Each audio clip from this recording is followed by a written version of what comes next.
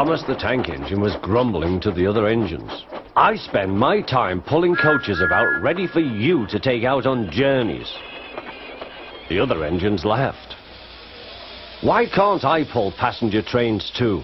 "You're too impatient," they said. "You'd be sure to leave something behind." "Rubbish," said Thomas. "I'll show you." One night, he and Henry were alone. Henry was ill. The men worked hard, but he didn't get better.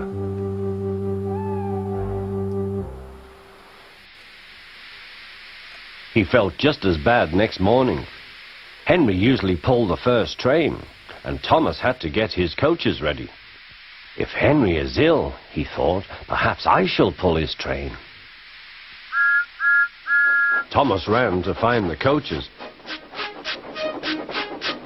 Come along," he fussed. There's plenty of time," they grumbled. Thomas took them to the platform and wanted to run round in front at once. But his driver wouldn't let him. "Don't be impatient, Thomas." Thomas waited and waited. The people got in.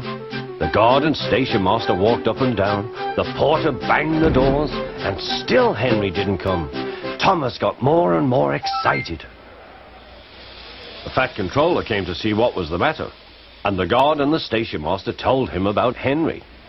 "Find another engine," he ordered. "There's only Thomas," they said. "You'll have to do it then, Thomas. Be quick now." So Thomas ran round to the front and back down on the coaches ready to start. "Don't be impatient," said his driver. "Wait till everything is ready." But Thomas was too excited to listen. What happened then, no one knows. Perhaps they forgot to couple Thomas to the train, or perhaps the driver pulled the lever by mistake. Anyhow, Thomas started. As he passed the first signal box, men waved and shouted, but he didn't stop. "They're waving because I'm such a splendid engine," he thought importantly.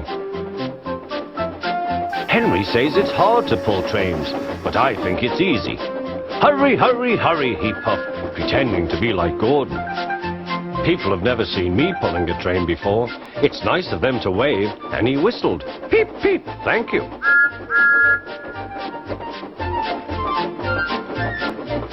Then he came to a signal at danger. "Bother," he thought. "I must stop, and I was going so nicely too. What a nuisance signals are." He blew an angry peep, peep on his whistle. The signalman ran up. "Hello, Thomas," he said. "What are you doing here?"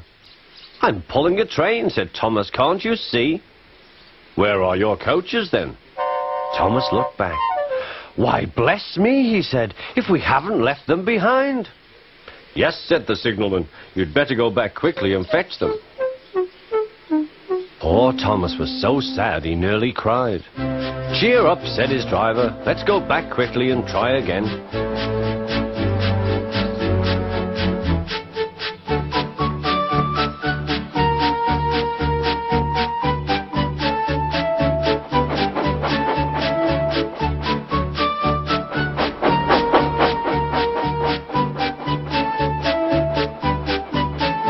At the station, all the passengers were talking at once. They were telling the fat controller what a bad railway it was. But when Thomas came back, they saw how sad he was and couldn't be cross. He was coupled to the train, and this time he really pulled it.